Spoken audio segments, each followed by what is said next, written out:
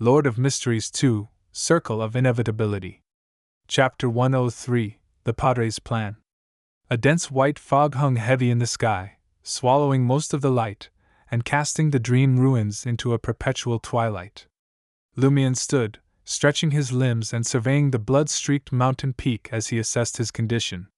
In comparison to Hunter, the provoker's strength, reflexes, speed, and agility had improved, albeit modestly. Lumion identified three primary changes. First, his body had grown more robust and his recuperative abilities had seemingly improved. Second, his spirituality had increased to a certain extent.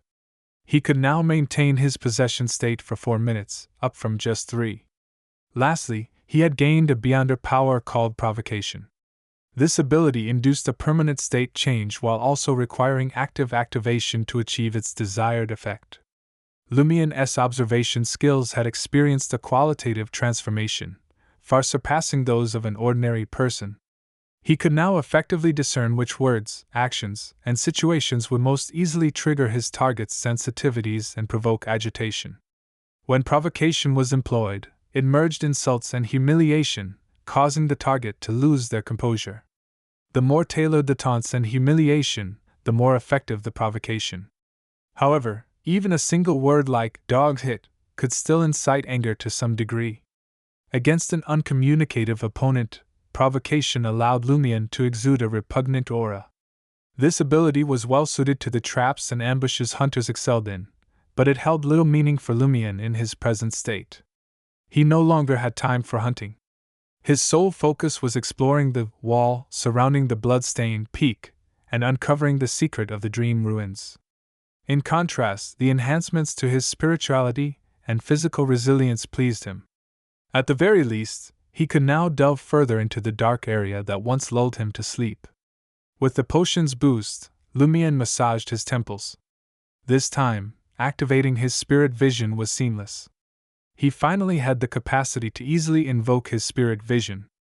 Without hesitation, Lumion changed his clothes and gathered his gear: fallen mercury, the iron black axe, a cloth bag of cheese and biscuits. He slung his shotgun over his back and exited the 2-story semi-subterranean building.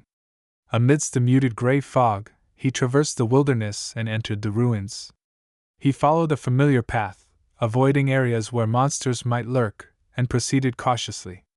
Upon reaching the area where he had encountered the three-faced monster, Lumion danced, partially triggering the blackthorn symbol. With the amulet, he navigated increasingly treacherous terrain and repelled several horrifying creatures. At last, he arrived at the thorny wall formed by an array of houses. After a moment's consideration, Lumion chose a direction. He resolved to enter the area that seemed to be shrouded in night, a place that instantly plunged him into a drowsy haze. His intuition suggested that something significant lay beyond the towering wall of twisted trees.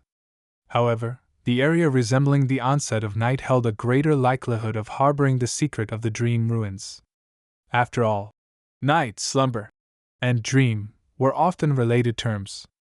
In due course, Lumion, having performed another ritual dance, found himself in a place noticeably dimmer than its surroundings. He exhaled slowly and stepped forward with determination. Almost immediately, Lumion felt as though he had transitioned from a foggy day to a cloudy evening. Shadows enveloped the objects around him. Clutching fallen mercury, he yawned and pressed on. "I can't sleep. I can't sleep." Lumion urged himself forward. As he proceeded, Lumion remained vigilant, scrutinizing the buildings that formed the city wall. Yet the secrets of the dream ruins eluded him. Gold coins and other trinkets held no interest for him. Delving deeper, he trudged dozens of meters, his willpower alone keeping his eyes open against the overwhelming drowsiness that engulfed his mind. After a moment's contemplation, he opted for retreat. He would investigate the area behind the wooden wall and enter this sleep-inducing zone from another angle. Perhaps that would grant him access to previously unreachable locations.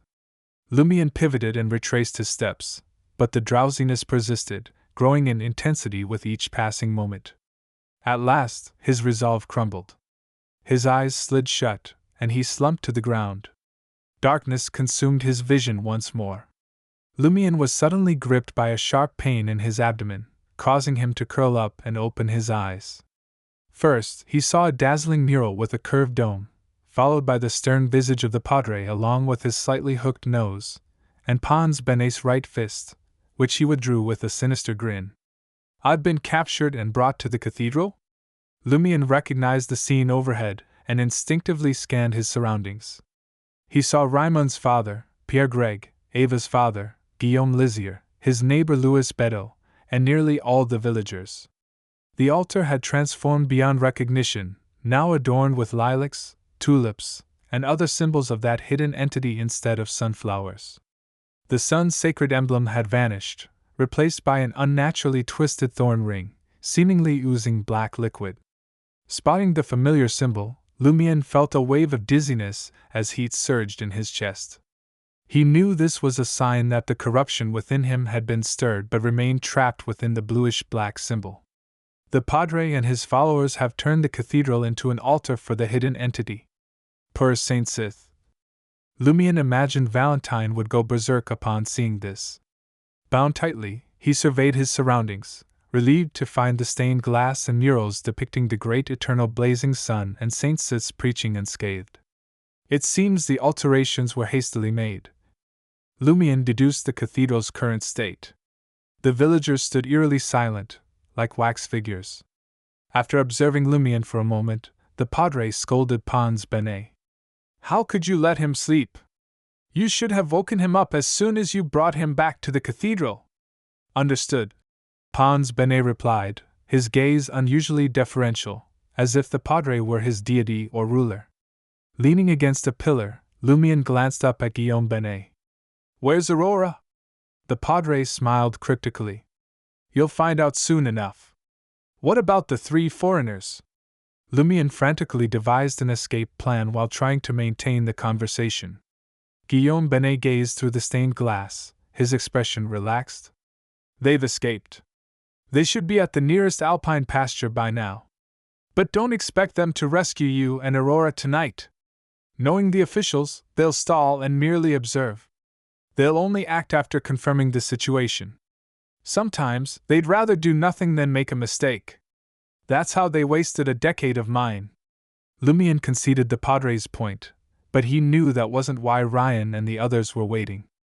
Without understanding why the evil god's followers had captured him and Aurora, Ryan's group wouldn't take drastic measures, like triggering the loop's reboot by leaving Cordu. They wanted to wait until the 12th night to uncover the cause of the disturbance here, laying a solid foundation for escaping the predicament in the future. Lumion's silence caused the Padre's grin to widen. In a matter-of-fact tone, he announced, "I plan to complete the ritual tonight." "What?" Lumion was baffled. In high spirits, Guillaume Bene patiently elaborated. "I intend to move the April 9th ritual to tonight. The 3 foreigners won't have a chance to interfere." "What?" "The 12th night can be moved up." Lumion was shocked, speechless, and inexplicably terrified. At that moment, Guillaume Bene turned to Pons Bene and instructed. "Before taking him to the altar, ensure he stays awake. You may use any method, just don't kill him." Pons Bene asked eagerly. "What if I kill him? We'll die together." The Padre glared at his dim-witted brother. "Send me to the altar and start the ritual again? Could the bluish-black symbol on me be useful again?"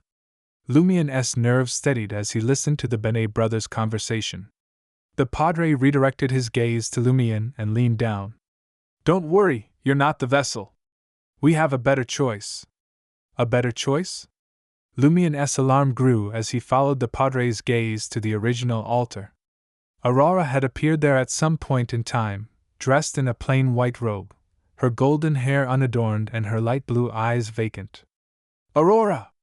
Lumion cried out. Aurora remained statue-like, unresponsive. The Padre smiled and nodded. "Yes, your sister is the superior vessel. Your role in the ritual is to help us expedite the timeline. We needn't wait for that exact moment or the shift in the constellations." Lumion was terrified and bewildered. "Why can I help bring forward the 12th night's ritual?" The Padre leaned in once more, a smile of anticipation on his face.